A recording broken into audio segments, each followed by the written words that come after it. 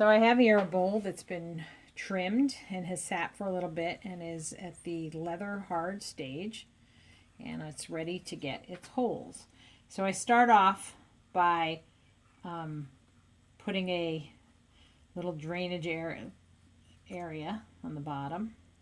The funny thing about doing this is you get to see whether or not you actually took away as much clay as you thought you did, because you're actually going to see the thickness of your bowl. This one's a little thicker than I usually like it, but it's okay. So I tend to do the same pattern. I do 3 across, and then I center a hole on either side of the center.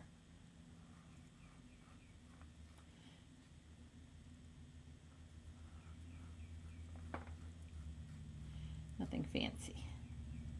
The fun part is when you're doing well, for me, when you do the rest of the bowl. So there's the first cuts that you make.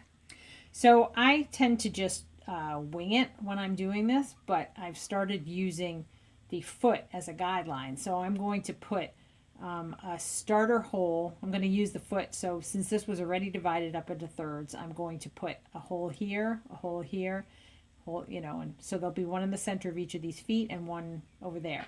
And I'm going to start off doing that as a guide hole. I got one, and then I follow it along, and I do one over here in the center of that, and then here. So you could, put lines down and plan out your pattern and be really exact about this, but I kind of just like winging it. And I also like that each bowl looks different. I tend to do a different pattern on every bowl, which is fun. Though I just tried this new pattern that I really liked, so I might actually do it. Well, maybe not. We'll see. So then I plan when am I going to put my next ones, and I think I'm going to do one on either side of the hole that's there already. And then I think I'm going to go in the center, and then in the center again. Okay, so now every one of these I'll do the same. So I will do that much similar. So I'll do it the same way. One on either side, one in the center, and then one in the center again. Okay.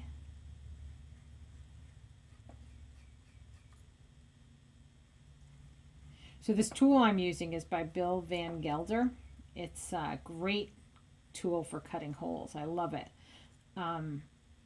I've used there's all different kinds of other hole makers out there, but most of them, I think, and I don't know that for sure, are one size. So if you want to make a hole of a certain size, you would have a hole maker for that particular size.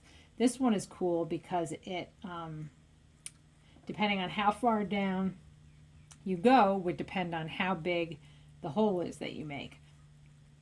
So the negative is that you kind of have to pay attention, or all your holes are going to be a different size. I don't worry about it too much. They're close to the same size, but it doesn't really, unless you're someone who wants everything to be exactly the same, which I think you figured out I'm not that person, then, you can do things like put little marks on this tool and always go to the same spot. You could draw a mark right over here and say, okay, that's where the hole is going to be. I mean, that's how far I'm going to go when I'm making the hole, but I just kind of like to wing it. And I think I tend to, as I'm holding my hand in this position, I actually tend to go to the same spot every time, or similar, close enough, so they're not way off. But I could be wrong. All right, so I find the best way to look at the pattern you just made is to look at the inside of the bowl. So that's pretty cool. Might need a few up here just to give more airing to the berries that are in there. So I might do, let's see, what should we do? We could just do, maybe we'll just do a single one that is even with the one over there. Or maybe, no, you know, yeah, that's what we'll do.